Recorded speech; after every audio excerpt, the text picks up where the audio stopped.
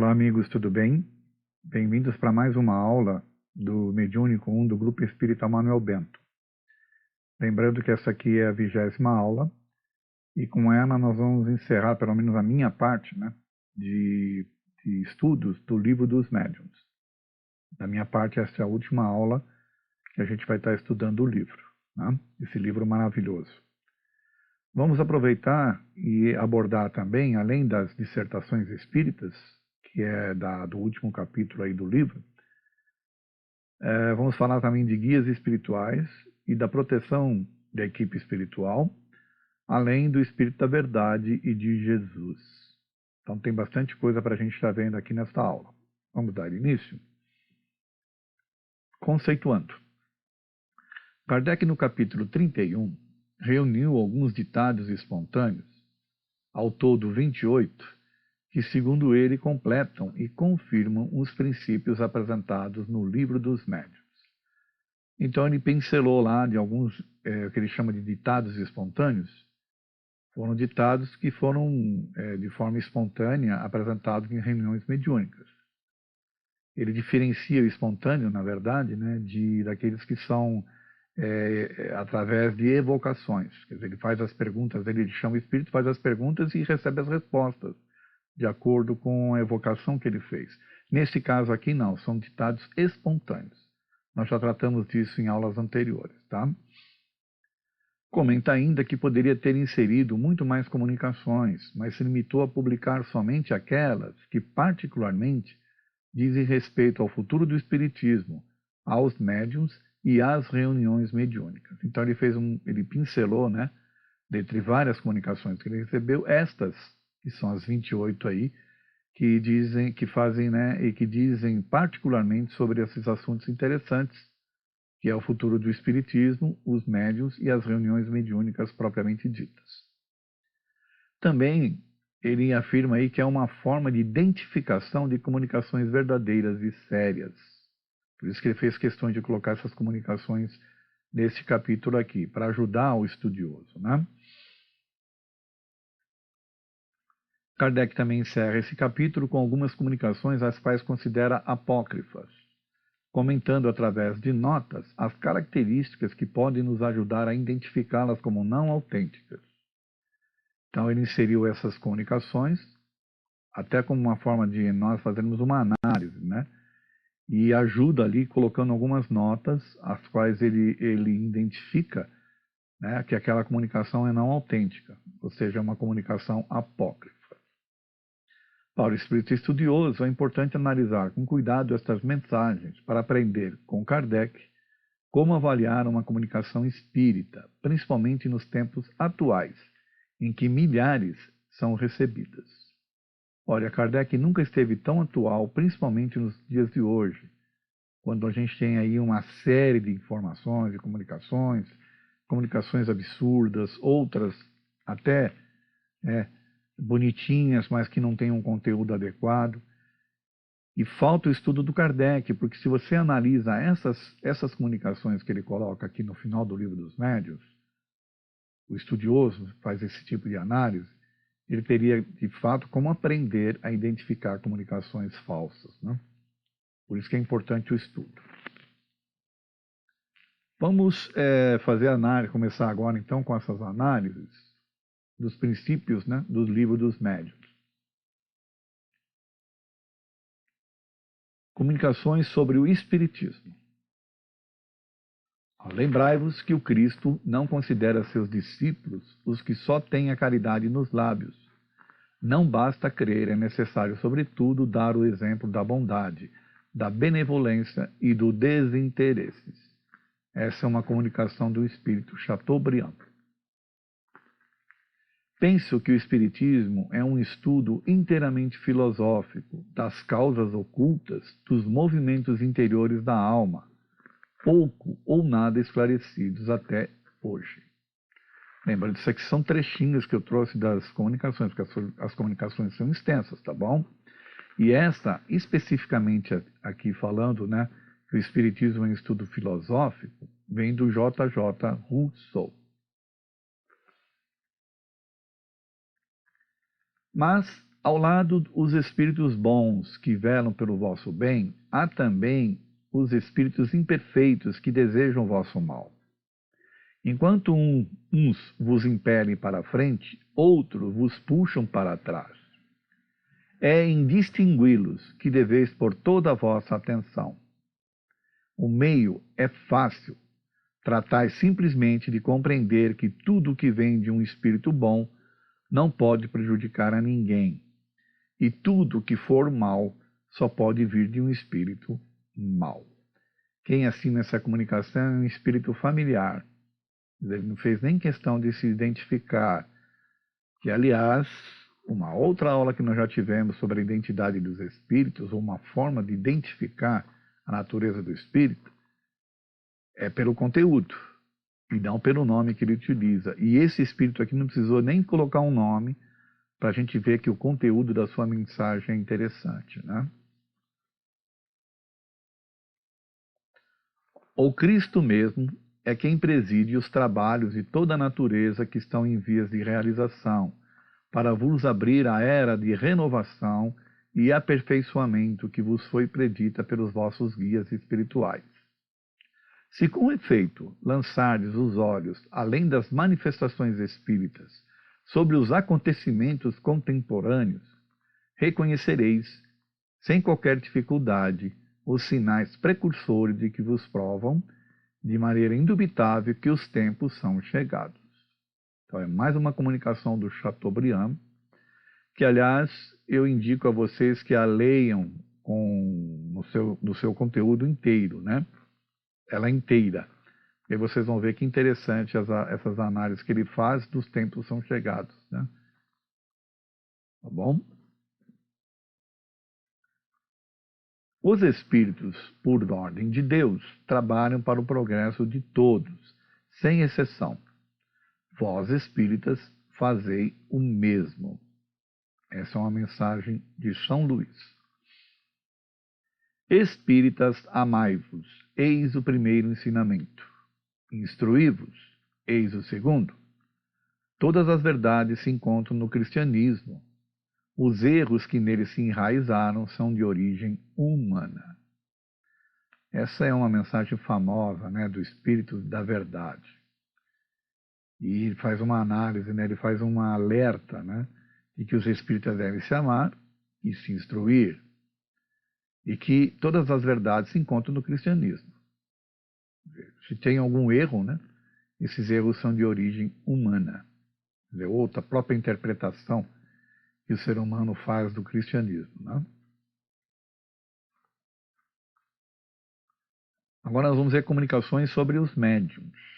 Ali nós estamos vendo sobre o espiritismo, agora nós vamos ver sobre os médiuns. Todos os homens são médiuns.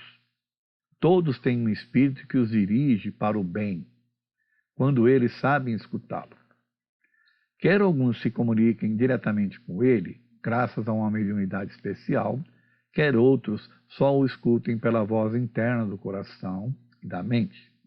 Isso pouco importa, pois é sempre o mesmo espírito familiar que os acompanha. Essa é uma mensagem do Channing, né? Afirmando aí que todos os homens são médiuns, ou seja, todos os seres humanos têm uma mediunidade.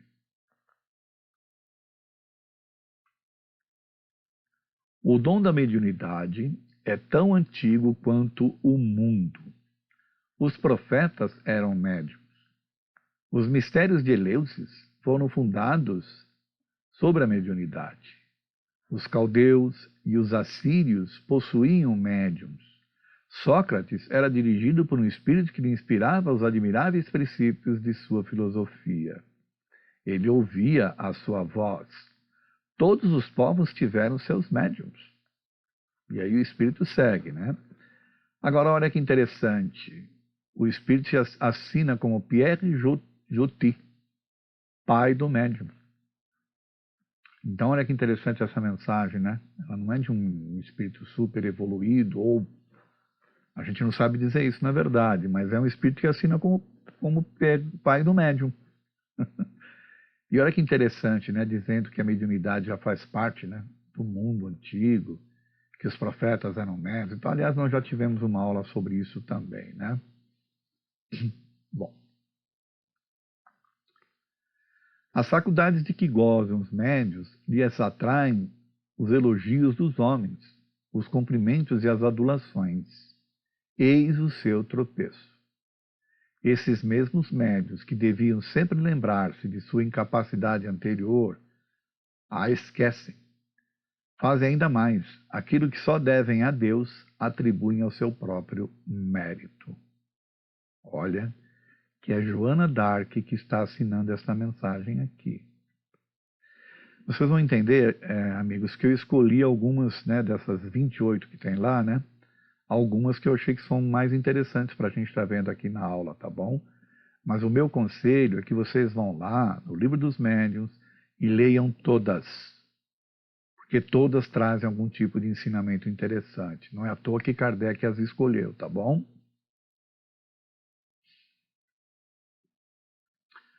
Quando quiserdes receber as comunicações dos espíritos bons, preparai-vos para essa graça através da concentração das intenções puras e do desejo de praticar o bem em favor do progresso geral. Lembrai-vos de que o egoísmo sempre retarda a evolução. Bom, vamos dar sequência aqui, ó. Ponde a caridade sempre em ação. Não deixeis jamais de praticar essa virtude sublime, bem como a tolerância, que vossas ações estejam sempre em harmonia com a vossa consciência. Essas duas mensagens é do Espírito Pascal. Tá? Lembrai-vos que o Cristo não considera seus discípulos os que só têm a caridade nos lábios. Não basta crer, é necessário antes dar o exemplo da bondade e da benevolência e do desinteresse. Mais uma mensagem aqui do Espírito Chateaubriand. Seria racional supor que os espíritos bons, e mais ainda os espíritos superiores que condenam a cupidez, consentissem em participar de espetáculos e se pusessem à disposição de um empresário de manifestações espíritas, como comparsas? Isso aqui é um alerta, né? Uma mensagem da Delphine de Girardin, que a gente também já falou dela numa aula anterior, né? E olha o que ela fala aqui, né? Que os espíritos superiores, os espíritos bons, não vão ficar à mercê de pessoas que fazem mau uso, né, da mediunidade. Tá? Comunicações sobre as sociedades espíritas. Por que não iniciais as vossas sessões por uma invocação geral, uma espécie de prece que pudesse dispor-vos à concentração? Porque é bom saberdes que sem recolhimento só tereis comunicações levianas. Os espíritos bons só comparecem onde são chamados com fervor e sinceridade. Essa é uma mensagem aqui de Santo Agostinho. E ele faz aqui uma observação, né, que seria interessante a cada reunião mediúnica fazer-se uma invocação geral, uma espécie de prece que pudesse dispor a turma que está ali reunida, né, a receber a concentração, né, e a receber, com isso, bons espíritos. Tá? Acho interessante que foi, então, através dessa orientação aqui de Santo Agostinho, que todas as reuniões espíritas começam com uma prece, né? Ou com um tipo de recolhimento, para poder, de alguma forma, fazer uma evocação para os bons espíritos. Mas tem coisa mais interessante aí para frente para a gente ver.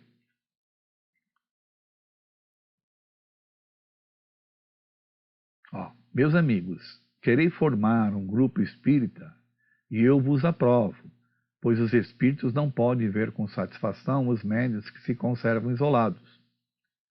Deus não lhes concedeu essa faculdade sublime para eles somente, mas para o benefício geral.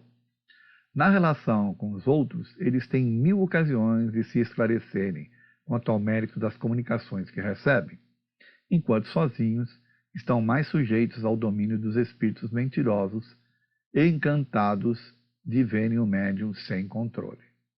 Essa é uma mensagem interessante em um alerta aqui do espírito de Fénelon, né, dizendo aí da importância dos médiuns se reunirem nas casas espíritas e não isoladamente.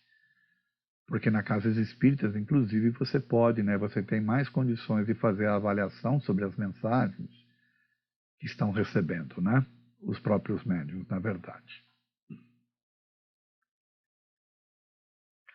Espíritas, ele, o espírito da discórdia, pode penetrar nas vossas assembleias, e não duvideis de que procurará semear nelas a inimizade, mas será impotente contra aqueles que forem animados pela verdadeira caridade. Ponde-vos, portanto, em guarda e vigiai sem cessar a porta do vosso coração, bem como a das vossas reuniões, para não deixar o inimigo entrar. Isso é uma orientação de Vicente de Paulo.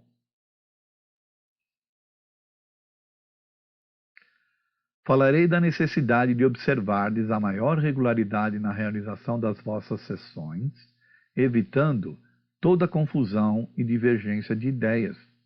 A divergência favorece a intromissão dos maus espíritos em lugar dos bons, e quando isso acontece, quase sempre são eles que respondem às perguntas formuladas. Isso aqui é uma orientação do espírito Jorge, só outro espírito familiar, né? Talvez não seja um espírito tão conhecido assim, mas o nome dele é Georges. E o que ele está falando aqui? Que quando há divergência, né, nas ideias, principalmente do grupo que está se reunindo, é aí que os espíritos se aproveitam para criar discórdias, né? E, na verdade, são os espíritos não tão elevados que vêm responder às questões. Isso é um alerta que o Georges faz, né? Zombaram das mesas girantes, mas jamais zombarão da filosofia, da sabedoria e da caridade que brilham nas comunicações sérias. Foram elas o vestíbulo da ciência. Ao passar por elas, devemos deixar os preconceitos como se deixa uma capa. Eu vos pediria demasiado para fazer de vossas reuniões um centro de trabalho sério. É mais uma comunicação aqui de São Luís, falando da importância da seriedade nas reuniões espíritas, né? Perguntastes se a multiplicidade dos grupos numa mesma localidade não poderia provocar rivalidades prejudiciais para a doutrina. A isso responderei que, se estiverem imbuídos dos verdadeiros princípios dessa doutrina, verão irmãos em todos os espíritas e não rivais. Os que vissem outras reuniões com ciúmes provariam estar com segunda intenção, por interesse ou amor próprio, não sendo guiadas pelo amor da verdade. Mas, inclusive dizendo que não há problema nenhum em existir várias reuniões espíritas, que no caso aí seriam as casas espíritas, né? Que não deveria haver ciúmes, né? E outro tipo de sentimento negativo em relação a ter ou não casas espíritas próximas, por exemplo, né? Pelo contrário, as casas deveriam ser irmãs, né?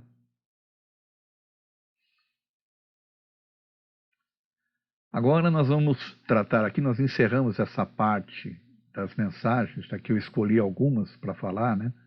Sobre o espiritismo, sobre os médiuns e sobre as reuniões espíritas.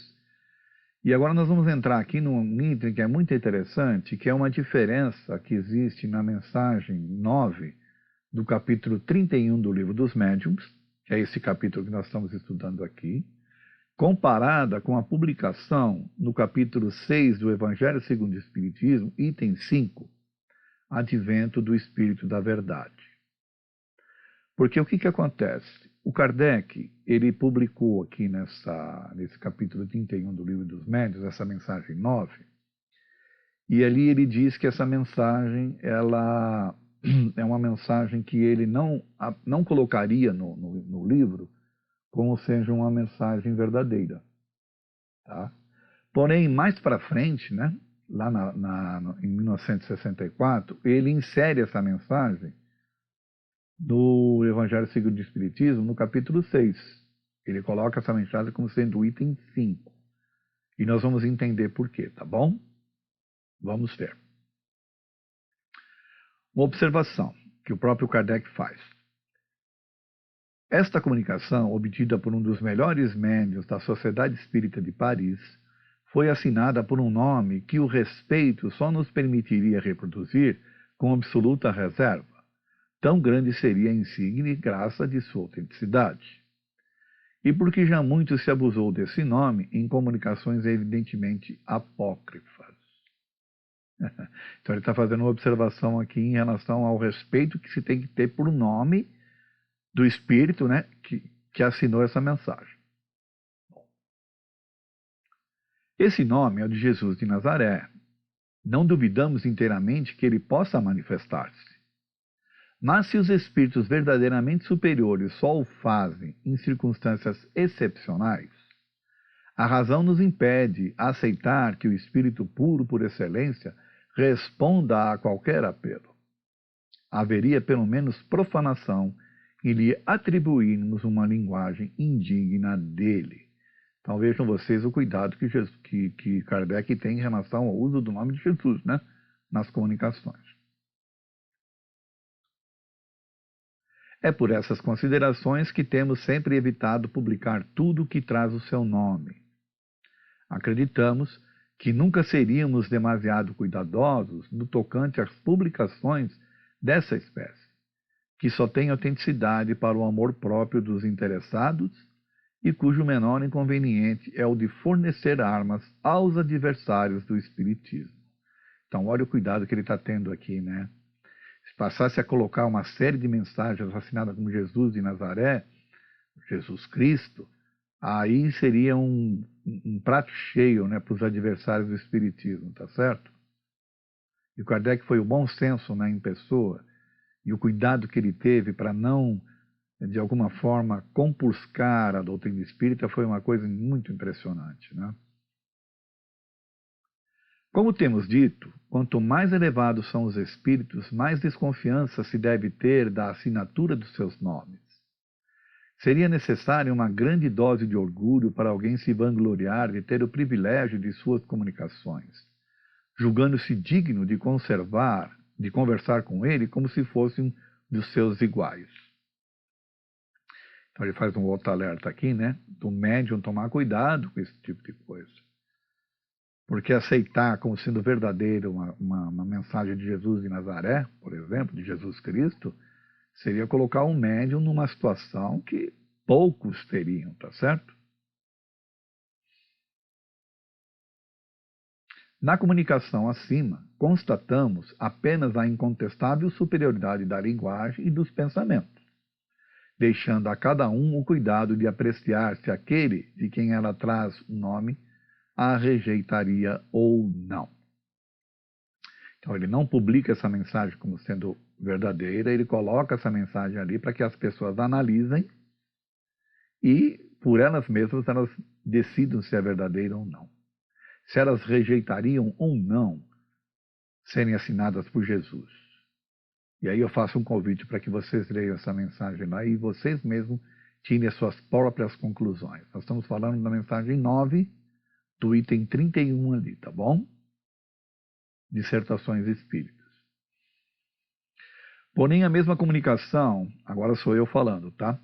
Porém, a mesma comunicação aparece um pouco modificada no Evangelho segundo o Espiritismo, com a assinatura de Espírito da Verdade, datada de Paris, 1860. Ou seja, 4 anos, né? Antes, tá bom? Então, Kardec segurou essa mensagem e só a publicou 4 anos depois, né?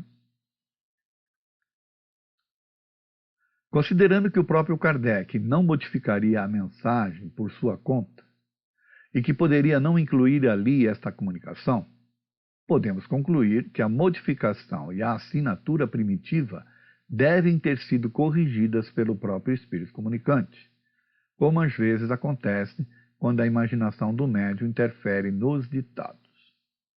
Então, o que a gente está interpretando aqui? E eu peço que vocês analisem comigo.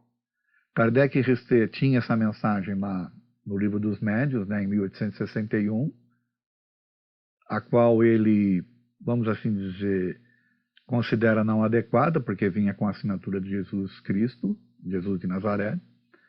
Mais para frente, então, nós concluímos que ele recebeu essa mensagem novamente, porém, feito a correção, né, com o Espírito de verdade.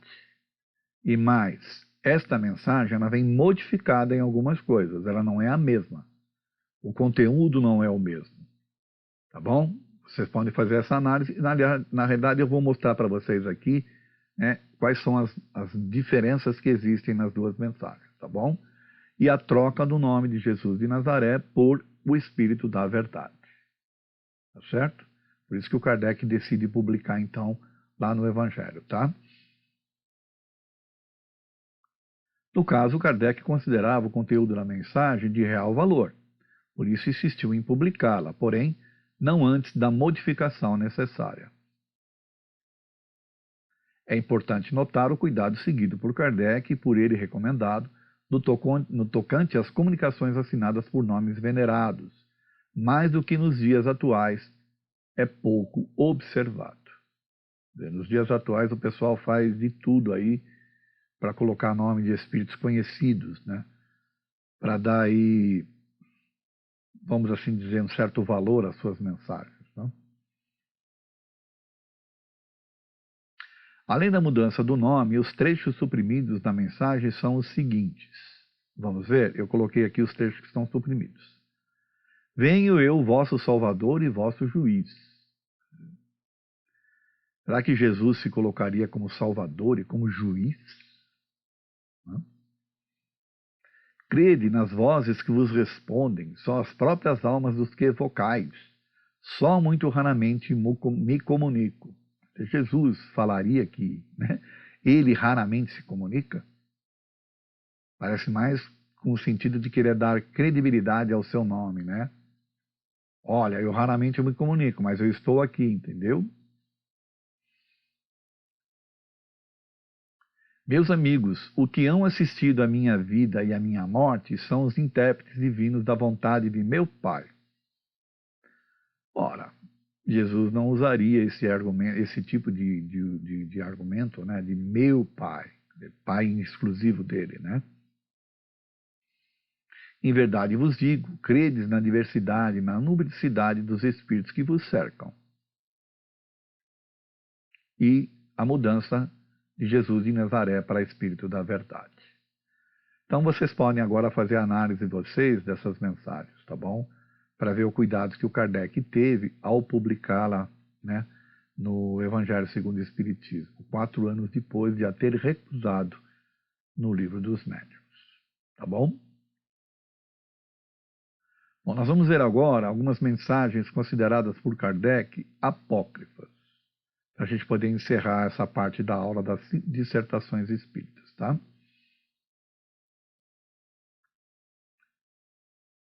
Mensagens apócrifas. Há muitas vezes comunicações de tal maneira absurdas, embora assinadas por nomes os mais respeitáveis, que o mais vulgar bom senso demonstra a sua falsidade. Mas há aquelas em que o erro é disfarçado pela mistura com princípios certos, iludindo e impedindo às vezes que se faça a distinção à primeira vista. Mas elas não resistem a um exame sério. Daremos algumas a seguir como exemplo. Olha a observação que ele faz aqui, tá? Que há algumas em que o erro é disfarçado pela mistura de princípios certos. Isso já acontecia na época do Kardec e hoje continua acontecendo de monte no meio espírita. Há inúmeras mensagens aí de espíritos que são santificados ou espíritos conhecidos que trazem algum tipo de conteúdo, né, de coisas certas, mas que lá, de uma forma subterfúgia, de uma forma não clara, eles colocam alguns erros, eles colocam algumas coisas que fazem as pessoas serem induzidas de alguma maneira a pensar de forma inadequada.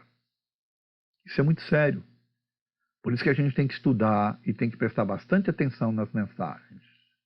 Eu já falei para vocês em aulas anteriores, né, que principalmente o espírito Bezerra de Menezes vem sendo usado aí de forma inadequada por vários médiuns que não têm a mínimo, né, vamos assim dizer, não têm o mínimo de bom senso em usar esse nome. O que eles querem mais é fazer com que suas mensagens sejam aceitas, seus livros também sejam lidos e por aí afora. Então nós precisamos tomar cuidado, e o Kardec já falava sobre isso lá atrás. Tá? Dissertação de Vicente de Paulo, no Livro dos Médiuns, capítulo 31, o item 29, é a mensagem 29, tá? Ele faz algumas observações aqui sobre aquela mensagem que lá está. Do ponto de vista do estilo, esta comunicação não suporta a crítica. As incorreções, os pleonasmos, os torneios viciosos saltam aos olhos de quem quer que seja um pouco letrado.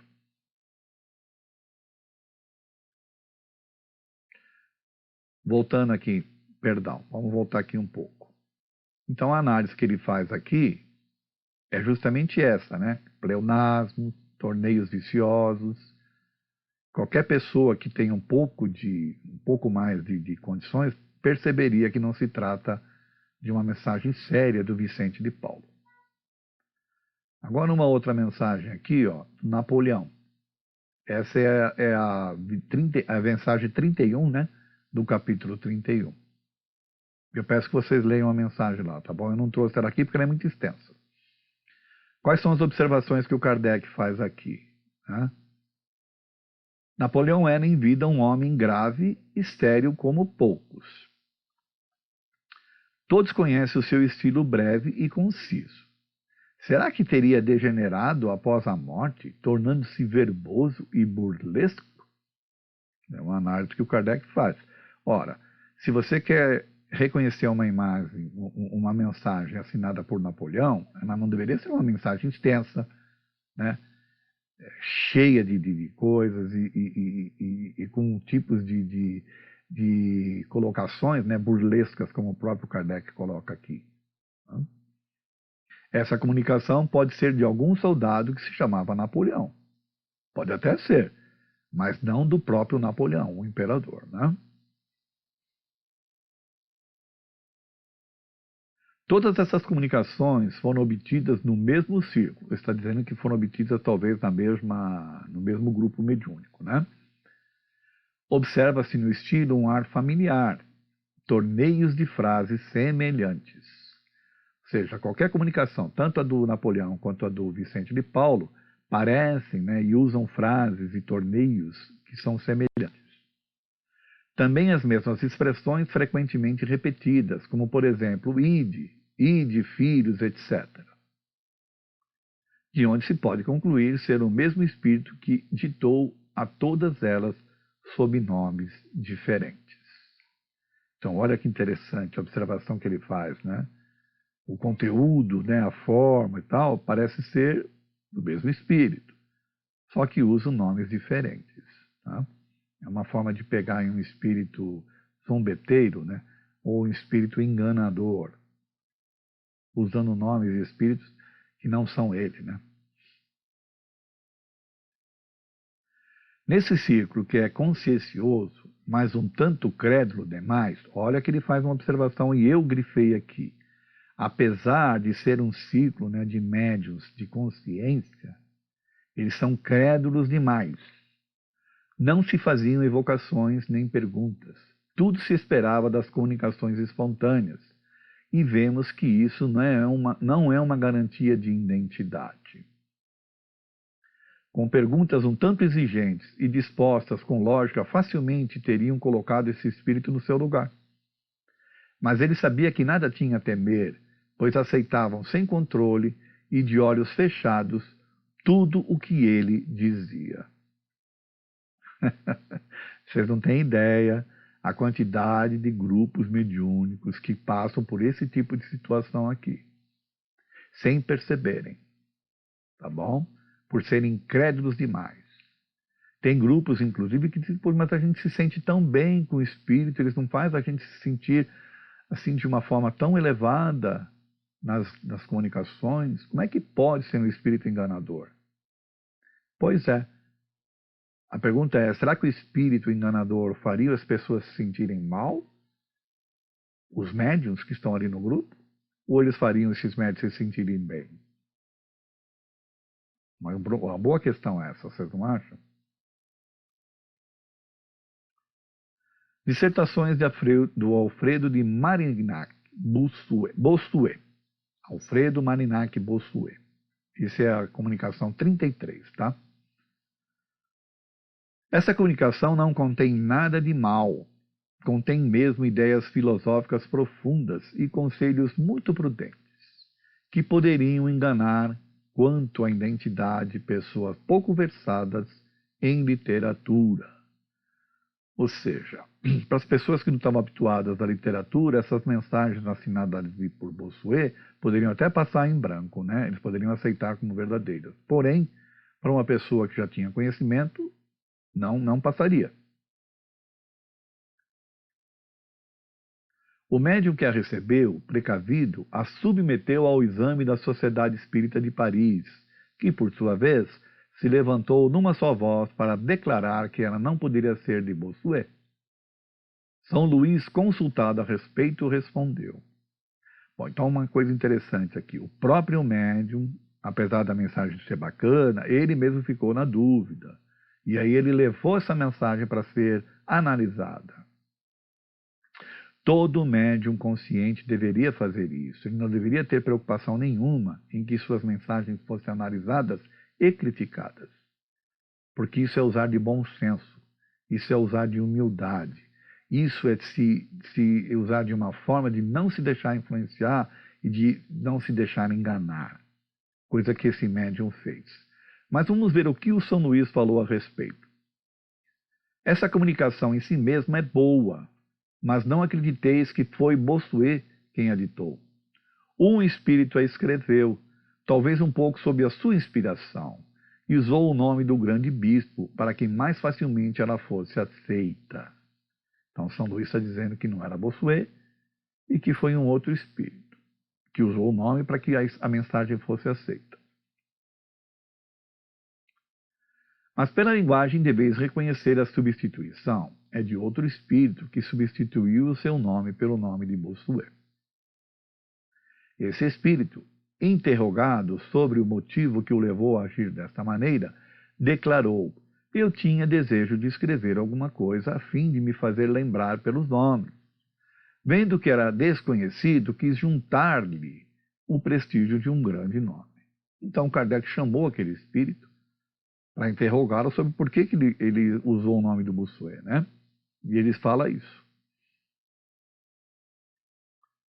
Mas não pensaste que poderiam reconhecer que não era Bossuet? Quem sabe o que pode acontecer ao certo? Vós podereis enganar-vos, outros menos esclarecidos a teriam aceito. Bom, com efeito, a facilidade com que certas pessoas aceitam tudo que vem do mundo invisível sob a cobertura de um grande nome é o que encoraja os espíritos mistificadores. Bom, devemos aplicar toda a nossa atenção em desfazer as tramas desses espíritos, mas só o podemos fazer com a ajuda da experiência adquirida através de um estudo sério. Por isso repetimos sem cessar: estudai antes de praticar, pois é esse o único meio de não terdes de adquirir a experiência à vossa própria custa.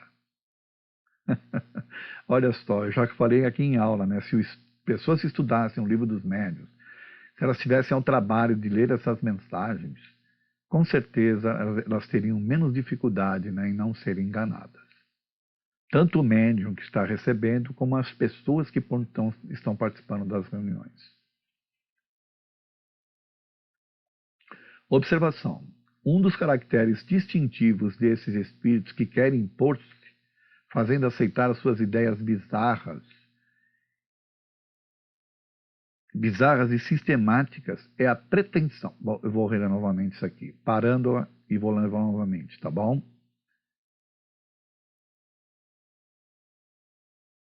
Observação. Um dos caracteres distintivos desses espíritos que querem impor-se, fazendo aceitar suas ideias bizarras e sistemáticas, é a pretensão, como se fossem eles os únicos a saberem, a ter razão contra todo o mundo. Então, está aí um conselho interessante, né? Sua tática é a de evitar a discussão. Quando se veem combatidos pelos argumentos irresistíveis da lógica, recusam-se desdenhosamente a responder e determinam aos seus médios que se afastem dos centros onde suas ideias não são aceitas. Olha como são ladinos, né? Como são espertos e orgulhosos. Como eles não querem ser questionados, eles fazem com que o médium se afaste. E quantos médiuns não agem desta mesma forma? Não querem ser questionados e vão se afastando dos locais onde eles poderiam ser descobertos. Não?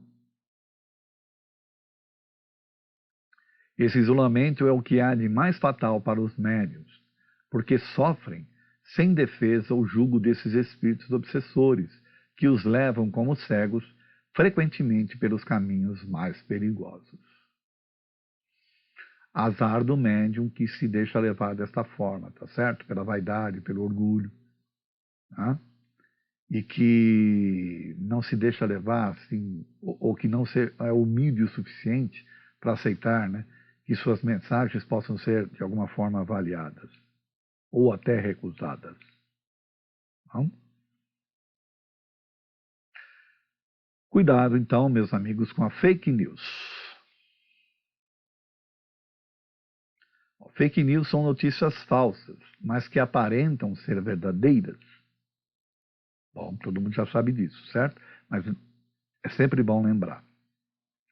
Não é uma piada, uma obra de ficção ou uma peça lúdica, mas sim uma mentira revestida de artifícios que lhe conferem aparência de verdade.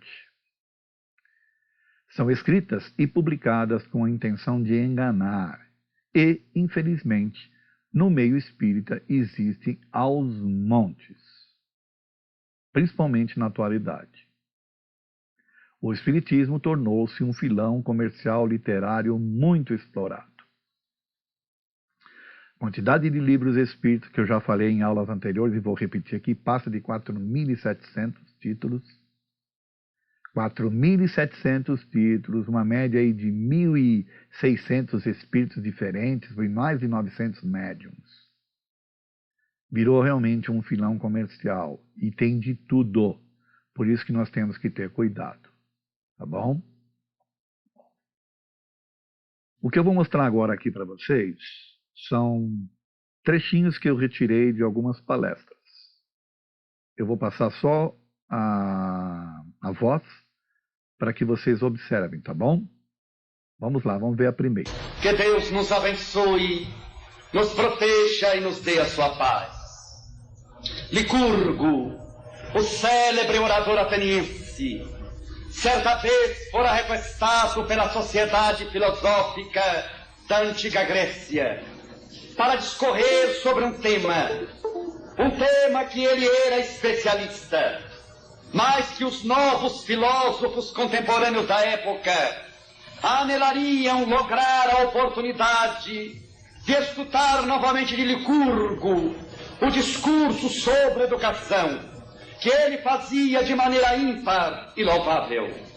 Solicitado para discorrer sobre o tema, Licurgo aceita, mas para surpresa geral ele pede algum tempo a fim de preparar-se. A surpresa foi geral, porque ele era capaz de discorrer sobre qualquer tema com muita facilidade, especialmente sobre educação, visto que os seus seguidores e condiscípulos já o haviam assistido discorrer sobre esses temas. Bom, desculpe o corte brusco aí, mas ouviram um trechinho da palestra e vocês devem conhecer, né, a forma como o palestrante se apresenta, certo? Vamos ver mais um aqui. Levaram e apliquei-lhe um passe.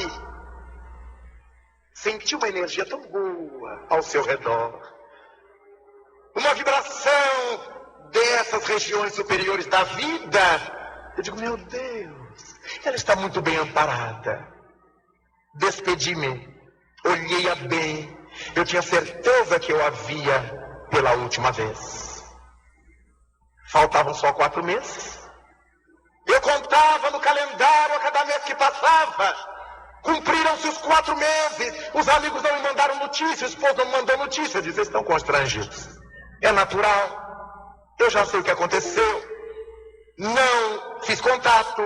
No ano seguinte retornou o convite, lá eu estava. Não perguntei nada, eles também não me disseram nada. E fui para a palestra da noite. E quando chego à tribuna e começo a falar, e passei o olhar sobre o público, eu vejo o meu amigo viúvo, assentado na 5ª ou 6ª fileira, e uma morena de cabelos longos, que parecia uma gata, aninhando-se ao pescoço dele. E eu tive um choque, eu digo, ah, bandido. Vivia... Essa é a segunda, né? Vamos colocar a terceira agora, tá bom? O terceiro trechinho aqui. A minha mãe, com a maior indiferença, disse-lhe, Dona Ana, aqueles que se suicidam vão diretamente ao inferno. Não tem a mínima chance de salvação. A igreja condena-os e nada faz para atenuar-lhes as dores. Eu pertencia à cruzada eucarística. Fiquei olhando para ele e aquela mulher analfabeta e mãe apertou a minha mão na sua mão e disse, Padre, isto não é um Deus. Deve ser um dos monstros piores que existem no universo. Como é que ele não perdoa? Eu que sou mãe, eu te perdoo, minha filha. E se existir Deus, que eu sei que existe, e que não é essa, ele te perdoará. E minha mãe disse uma frase extraordinária. Padre, quem se mata não está com o juízo na cabeça. Era uma visão psicológica, psicanalítica, psiquiátrica, perfeitamente contemporânea, explicando um surto, um transtorno, um desvio de conduta, um momento de alucinação. Bom, mais um corte aí, desculpe, porque era só um trechinho. Então vocês viram, são 3 trechos de 3 palestras. A forma de apresentação similar, né? Semelhante. Porém, não se trata do mesmo palestrante. Tá? E aí eu pergunto para vocês se o meio espírita precisa disso, né? Desse tipo de apresentação, em que inclusive um procura imitar o outro, né? No caso aí não se sabe quem imita quem. Tá? Eu vou passar agora um vídeo, um trechinho também de um vídeo para vocês verem de quem nós estamos, de quais são esses palestrantes, tá bom? Meus irmãos em Jesus, que Deus nos abençoe, nos proteja e nos dê a sua paz. Licurgo, o célebre orador ateniense, certa vez fora requestado pela sociedade filosófica da antiga Grécia para discorrer sobre um tema que ele era especialista. Porque o missionário também se acha sob regime de provas. E é por isso que o Livro dos Espíritos estabelece que podem entidades que vieram realizar uma tarefa perder a oportunidade, falir na trajetória, ser reprovado no intento. Naturalmente, São exatamente essas memórias que nos trazem a culpa e que nos dão timidez, que estabelecem na nossa conduta conflitos de variada natureza. Bom, tá aí, irmãos, amigos, 3 palestrantes diferentes, mas que com uma forma, né? O primeiro é o Estevão Camolese, o segundo é o Raul Teixeira e o terceiro é o Divaldo Franco. É mais para vocês fazerem uma análise se de fato há necessidade, no meio espírita, de haver esta forma de levar as palestras adiante. Né? Se não poderiam agir com naturalidade, talvez. Não estou julgando, é apenas uma constatação para que vocês façam suas próprias análises. Tá bom? Seguindo. Nós vamos entrar agora na segunda parte aqui da aula, que é guias espirituais e a proteção da equipe espiritual. Eu vou começar essa parte da aula com um vídeo e não estranhem, porque ele não tem som, tá? Eu tirei o som, porque o que interessa na verdade são as imagens e as coisas que acontecem. Eu fiz uma junção de vídeos, né, que eu fiquei catando na internet para vocês verem se existe ou não intervenção aí de espíritos na nossa vida. Não estranhem porque não tem som, tá bom? Mas preste bastante atenção nas imagens. Vamos ver? Acaso ou proteção espiritual? Vamos lá. Olha esse primeiro aí. Meu Deus. Olha esse. Nossa Senhora, arrancou o chapéu do cara. Mais uma. Nossa.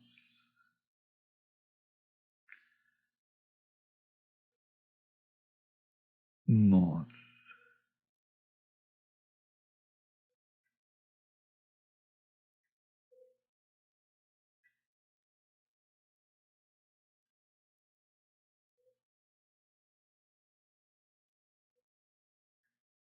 Essa moça.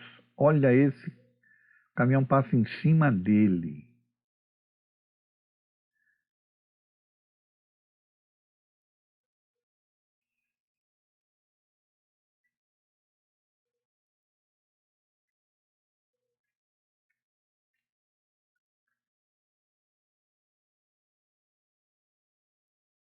Esse do elevador é impressionante também.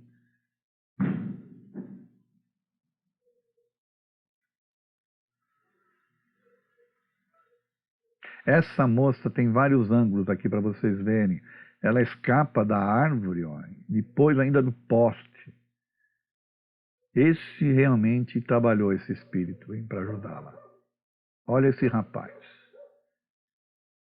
Está ali, entediado da vida.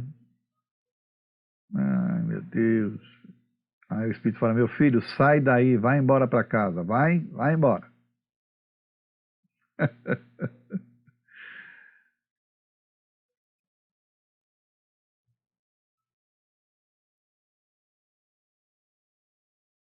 Nossa, esse aí deu um molê no carro. Meu Deus.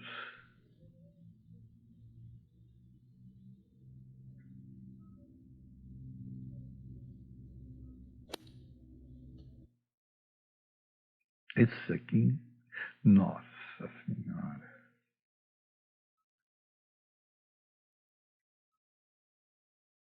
Olha. Bom, viram o vídeo, o que vocês acham? É acaso?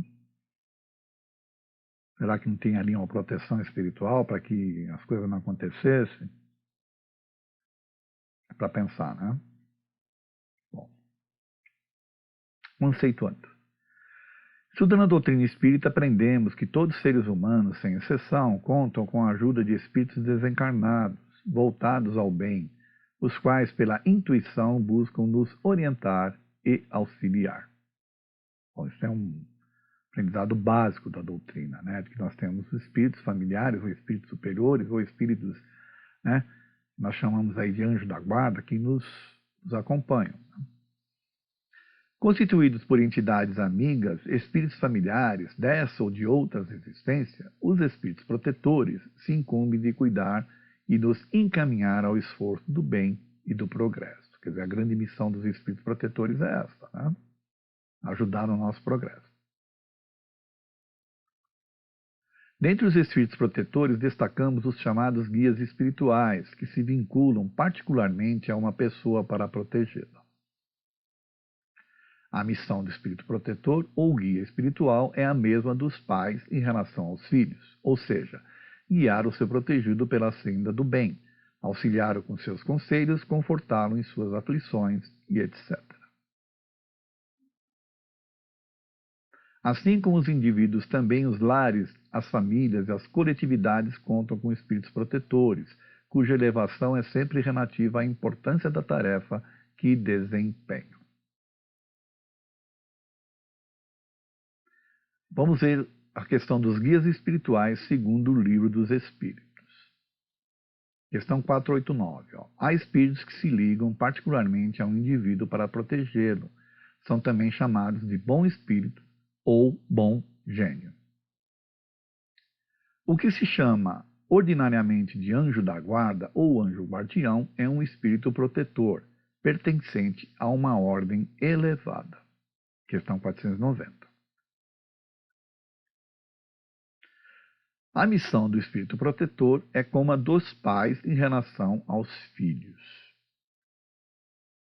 O espírito protetor se dedica ao indivíduo desde o seu nascimento até a morte, e após a morte o acompanha na vida espírita, e até mesmo através de muitas existências corpóreas, que são fases curtíssimas para o espírito. Então, estão dizendo aqui que além de nascimento à morte, né, do ser, também após, lá no plano espiritual, e às vezes por várias e várias vidas, porque na realidade a existência corpórea para o espírito é bem curta, né, em relação à eternidade, tá certo? É um período muito curto a cada existência. Mesmo que para nós, por exemplo, possa considerar longo, né, pessoas que vivem aí 90 e tantos anos, para o espírito isso não é nada, tá? É voluntária a missão do espírito protetor, porém, uma vez que a aceitou, a incumbência, fica compelido a assistir. Cabe-lhe, porém, o direito de escolher seres que lhe sejam simpáticos. Para alguns é um prazer, para outros missão ou dever. Então vai depender muito da situação, tá certo? A escolha é optativa, porém, uma vez que escolheu, aí ele não tem como deixar de fazer, né? Tá certo? Deixar de seguir, né? Por isso que fala aqui que ele é compelido a assistir. Mesmo dedicando-se a uma pessoa, o espírito pode proteger outros, porém menos exclusivamente. Então você pode ter um espírito que também está se dedicando a outros, né? Mas que ele tem uma certa exclusividade para aquele principal, né? O espírito protetor não fica fatalmente preso à criatura a ele confiada. Ocasionalmente, alguns espíritos deixam suas posições de protetores para desempenhar diversas missões, mas nesse caso, outros o substituem. Ou seja, então a gente nunca fica sem um protetor, tá bom? O espírito protetor não fica constantemente com o protegido, pois há circunstâncias em que a sua presença não é necessária, né? Consequentemente, a sua proteção. Então, tem pessoas que acham que o espírito protetor fica 24 horas com você, e não é bem isso. E aqui na questão 499, os espíritos estão respondendo sobre isso, tá certo? Não fica constantemente com o protegido. Chega um momento em que o espírito não tem mais necessidade do anjo da guarda, principalmente quando se torna capaz de guiar-se por si mesmo. Mas isso ainda não acontece na Terra. Bom, então enquanto nós estivermos aqui na Terra, nós vamos precisar de alguém para nos ajudar, tá bom? Aos que considerem impossível que espíritos elevados se consagrem à tarefa tão laboriosa de todos os instantes, diremos que nós vos influenciamos as almas, estando embora muitos milhões de léguas distantes de vós. Olha que interessante. Então, significa que o espírito não precisa estar do nosso lado, né? Se ele for um espírito elevado, inclusive, né? É o que ele está falando aqui, milhões de léguas distantes, nós também os influenciamos. O espaço para nós não é nada, e apesar de vivermos no outro mundo, nossos espíritos conservam ligações com os vossos. Olha que interessante, né?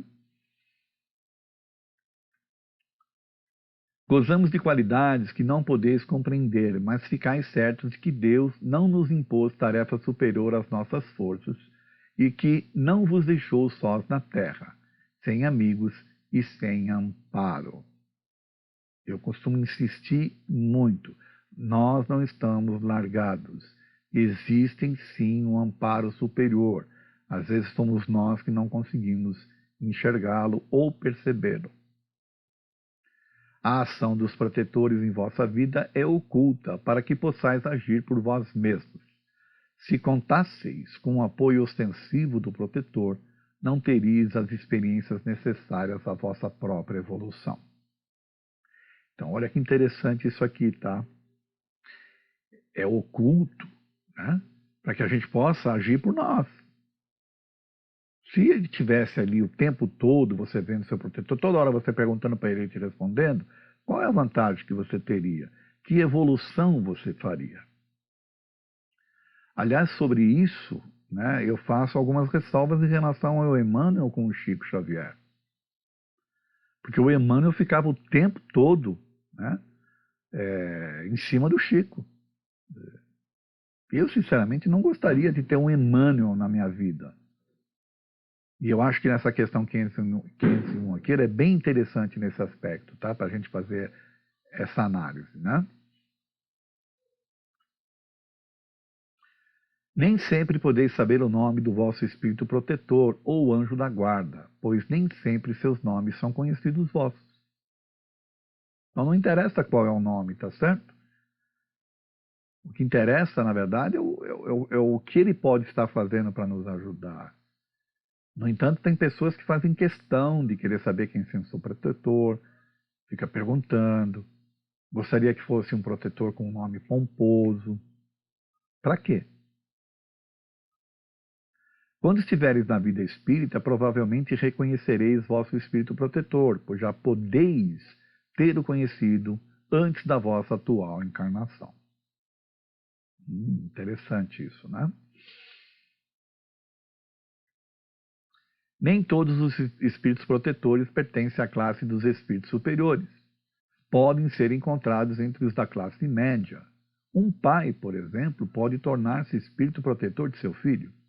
Porém, a proteção supõe um certo grau de elevação e um poder e uma virtude, né, a mais concedido por Deus. Interessante isso também, né? Vamos ver quais são as categorias dos guias espirituais. Então, você está vendo um aqui tentando consolar.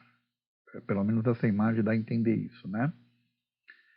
E já tem um outro aqui procurando orientar. Então, consolar e orientar, amparar. Essas são as categorias, né, de guias que a gente pode considerar. Mas vamos analisar com mais cuidado aqui. Espíritos protetores, espíritos simpáticos e espíritos familiares. Vamos ver quais são as diferenças? Protetores. São espíritos de ordem elevada que têm a missão de nos proteger, aconselhar, consolar e ajudar-nos a progredir. Não abandona completamente e retorna quando é chamado. Deixam sua posição para realizar outras missões, mas são substituídos. Interessante. O protetor pode se afastar quando vê seus conselhos inúteis e a vontade de sofrer a influência dos espíritos superiores mais forte. Bom, escolhas que nós fazemos, né? Liga-se ao nosso nascimento até o desencarne e frequentemente segue na vida espiritual e podemos conhecê-lo antes de encarnarmos. Podemos até dar um nome ao nosso espírito protetor, mas nomes nada significam para eles. Espíritos familiares se ligam por laços mais ou menos duráveis, tendo em vista ser-lhes úteis, porém não agem sem permissão dos protetores. São, portanto, orientadores secundários, embora menos evoluídos, igualmente querem o nosso bem. Podem ter sido nossos parentes, familiares ou amigos. Seu poder é limitado e sua missão é mais ou menos temporária junto aos protegidos. Espíritos simpáticos. Os simpáticos são atraídos por afeições particulares ou semelhança de gostos e sentimentos, tanto para o bem quanto para o mal. Podem, então, ser bons ou maus, conforme a natureza das nossas disposições íntimas. Nós vamos atraí-los de acordo com a nossa natureza íntima. A duração de suas relações temporárias se acha subordinada a determinadas circunstâncias vinculadas à persistência dos desejos e do comportamento de cada um. Em resumo, Deus, na sua sabedoria divina, não nos atende pessoalmente, conforme nossos caprichos, mas por intermédio de suas leis imutáveis e de seus mensageiros, isto é, Deus auxilia as criaturas por intermédio das criaturas. Ninguém fica desamparado, pois um amigo espiritual comparece quando é invocado, por meio de uma simples prece ou pedido de auxílio. Não existe parcialidade nem privilégio nas leis divinas, ou seja, cada um recebe de acordo com seu merecimento, de conformidade com seus esforços. Vamos falar agora de guias espirituais nas reuniões mediúnicas. Não há dúvida alguma que as reuniões mediúnicas, quaisquer sejam suas finalidades, contam com o auxílio de espíritos que se simpatizam com os objetivos dos participantes, que, como sabemos, podem ser variados. O objetivo é que vai determinar que tipo de espírito vai se apresentar aí na reunião, tá certo? As casas espíritas possuem inúmeros colaboradores do plano espiritual que se vinculam às causas de acordo com seus interesses e necessidades. Assim sendo, há uma organização no plano espiritual das casas espíritas mais ou menos semelhante ao que existe no plano terrestre, porém em proporções maiores. Isso segundo relatos de inúmeros médiuns videntes. Ou seja, a mesma estrutura que você pode encontrar numa casa espírita, você vai encontrar, físico, né? Você vai encontrar no plano espiritual, porém numa proporção, às vezes, infinitamente maior. Proteção da equipe espiritual. Também nas nossas necessidades particulares, contamos com o auxílio de espíritos que simpatizam conosco de diversas maneiras. Desde o reencarne até o desencarne, podemos contar com amigos espirituais que se vinculam a nós e também à nossa família terrena. A questão, então, é a quem ou com quem nós estamos nos vinculando através de nossas próprias escolhas? Então, não tenho dúvidas que a gente é assistido. Porém, que tipo de assistência nós vamos ter? Vai depender do quê? Vai depender mais de nós do que deles, tá certo? O Espírito da Verdade, Jesus. Então nós estamos chegando agora no final da nossa aula, tá bom? Questão 233 do Livro dos Espíritos. Os espíritos já purificados descem aos mundos inferiores. Fazem-no frequentemente com o fim de auxiliares o progresso. A não ser assim, esses mundos estariam entregues a si mesmos, sem guias para dirigi-los. Questão 625. Qual o tipo mais perfeito que Deus tem oferecido ao homem para lhe servir de guia e de modelo? Quem seria, então, o nosso guia e nosso modelo? Jesus. Olha que resposta interessante. Para o ser humano, Jesus constitui o tipo da perfeição moral a que a humanidade pode aspirar na Terra. Deus o oferece como o mais perfeito modelo e a doutrina que ensinou é a expressão mais pura da lei de Deus. Por quê? Sendo ele o mais puro de quantos têm aparecido na Terra, o Espírito Divino o animava. Então, quem é o nosso guia, quem é o nosso modelo? Jesus. O espírito mais evoluído que esteve entre nós, tá bom? Bom, muitos, aí nós vamos questão seria Jesus o Espírito da Verdade? Essa é uma pergunta que eu faço. Muitos sustentam que sim, e outros tantos afirmam que o Espírito da Verdade seria de fato o Espírito guia, ou o mentor espiritual, de uma falange de espíritos, ou a própria falange de espíritos que firmaram os conceitos da codificação espírita. Então tem aqueles que sustentam que o Espírito da Verdade é Jesus, e tem aqueles que falam que não, que na verdade o Espírito da Verdade pode ser uma falange de espíritos, ou pode ser um espírito só que se prontificou a organizar a doutrina e comandou os demais espíritos, né, a trazer essa doutrina, e ele se manifestou em alguns casos, né, especificamente para alguns pontos. Tá? O próprio Allan Kardec não afirma serem os mesmos espíritos e deixa a cargo de cada um interpretar e acreditar se é ou não.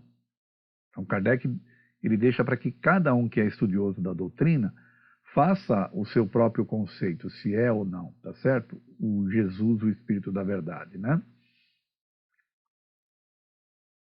A pergunta principal, então, é: que importância tem isso? Eu faço essa pergunta para você. Saber se Jesus é o Espírito da Verdade é importante? Saber se Jesus é o Espírito da Verdade vai te tornar um espírita melhor? Vai contribuir para que você estude a doutrina com prazer, sem dogmatismos e crenças enraizadas que limitam o raciocínio? Pense nisso. E veja se vale a pena perder tempo com esse tipo de coisa. Tá bom? Sim. Agradeço a atenção de vocês para mais uma aula. Aliás, a última aula, né, do estudo dos livros dos médiuns. Tudo de bom.